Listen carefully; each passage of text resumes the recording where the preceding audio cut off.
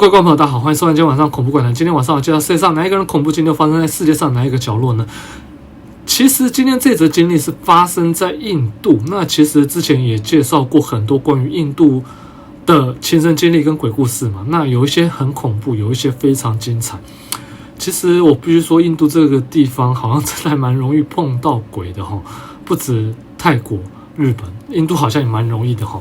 好，那这则经历呢，其实大家想想看哈，你们有没有去过像说一些度假饭店，比如说 villa 这种非常美好的饭店，想要去放轻松，可是又在住宿的期间碰到了一些怪事情呢？我相信很多人去住这些 villa 的时候，绝对不会想说会碰到这些事情嘛，对不对？就是要完全放轻松的。可是今天这些人他们碰到了，至于是什么样的经历呢？接下来我就来介绍给大家了。我最无法解释的一次诡异经历，发生在几年前，我和最好的朋友阿南德一起经历的。阿南德是我从学校就认识的挚友之一，也是唯一一位我仍然保持密切联系的朋友。我们都是工程师，生活忙碌，虽然很少见面，但总会透过电话或电子邮件保持联络。这件事发生在印度孟买的某一年，由于当时几个公共假期相连，我们难得有一个长达5天的假期。由于我们已经很久没有休假了，我太太立刻提议去海边度假吧，放松个几天。我当即联络了阿南德，他和妻子乔蒂欣然同意。几分钟内，我们就敲定了计划。我们决定前往穆鲁德的一家度假村，那里距离孟买约180公里，车程约3个小时。穆鲁德拥有一片纯净的沙滩，是著名的旅游胜地，还有一座位于海中央的坚不可摧的要塞詹吉拉堡。这对我们这群历史爱好者来说相当具有吸引力。然而，穆鲁德距离卡希德仅7公里，而我们必须经过卡希德才能抵达目的地。而卡希德的公路正是我们几年前遇到幽灵大便车者的地方。虽然这件事情仍让我们心有余悸，但我们决定不让这影响到我们的计划。我们当天早上7点搭乘阿南德的4轮驱动越野车出发了。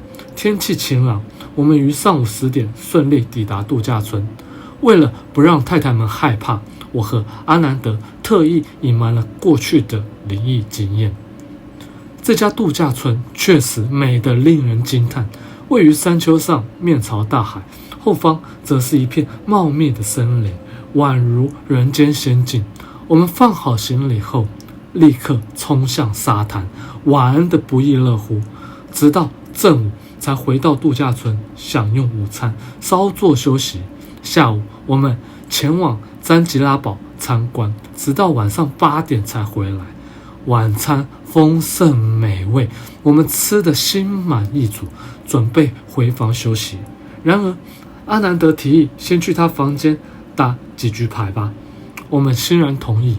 但一踏进阿南德的房间，我便感到一阵寒意，浑身不适。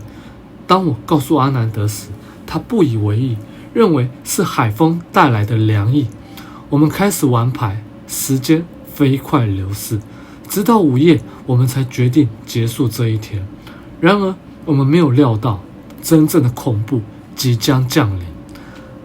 当晚我和妻子回房，很快入睡，但大约凌晨1点半，我被一阵急促的敲门声惊醒。我谨慎地打开门，竟然看到阿南德站在门口，脸色苍白，神情不安。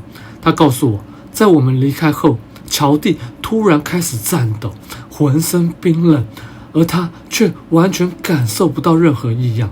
我立刻叫醒我的妻子，她是一名医生，并带上医疗箱赶往阿南德的房间。当我们踏进房间时，我的背脊猛然一凉，心里升起一股莫名的不安。乔蒂被2条羊毛毯裹住，却仍然颤抖不止，牙齿不停地打颤。当我的妻子检查他体温时，惊讶地发现他的身体竟然冰冷如尸体，但他的额头却异常的发烫。妻子强压住心中的恐惧，给他服用了安眠药，并希望他能睡一下。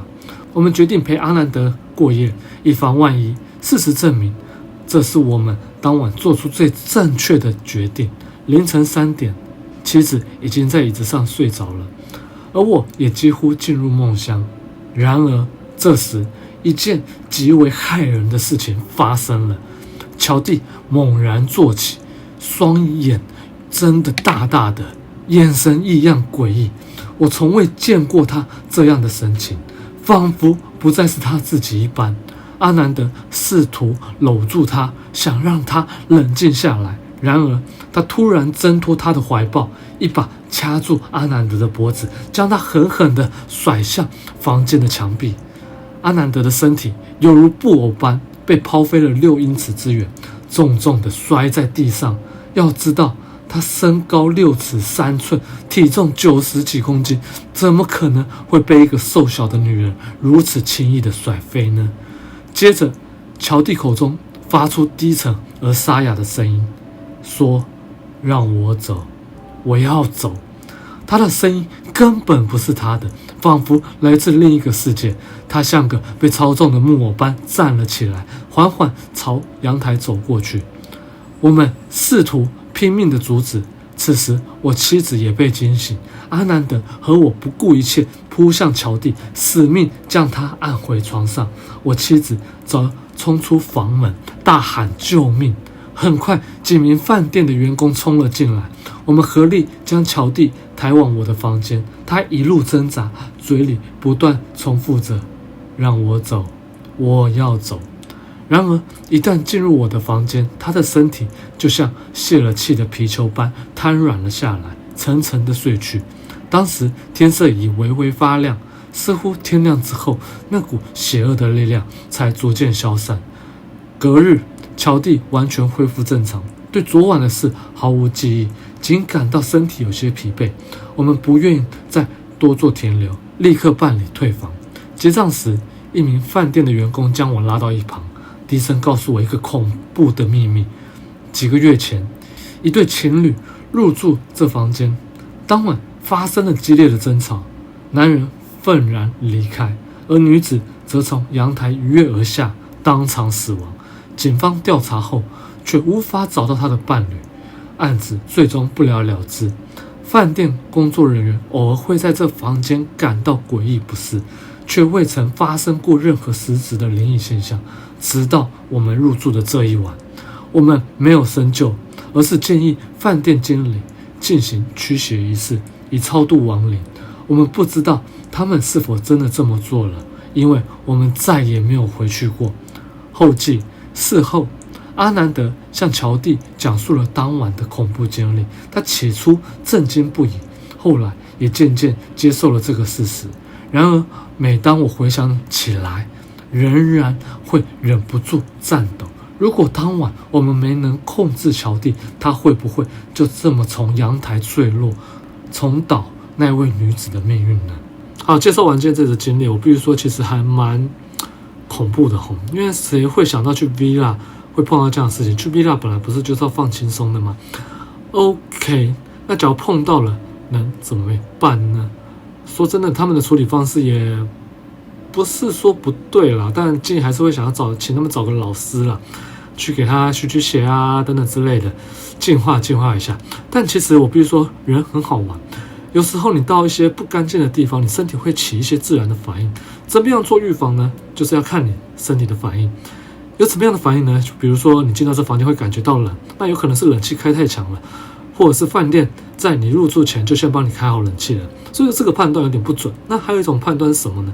你一进去就感觉到身体不适，莫名的不适哦，不是说我可能感冒怎么样，你是突然的进到这房间身体会不适，那这也是一个问题。比如说头痛啊，起鸡皮疙瘩啊，这个都有可能是这个房间有一些不好的东西，让你的身体产生了一种你不知道的一种免疫的上的反应。当你有这些反应的时候，你就要考虑一下是不是要换房间，这样会比较保险。那假如要硬住的话呢，那建议还是带个平安符啊，假如是出国旅行啊，带个平安符啊，或者是怎么样之类的，保护自己，这样不是也比较好吗？好 ，OK， 那这就是我的经验谈哈。好，那今天的恐怖怪谈就稍微介绍到这个地方为止，非常感谢大家收看，那我们就下周再见了，拜拜。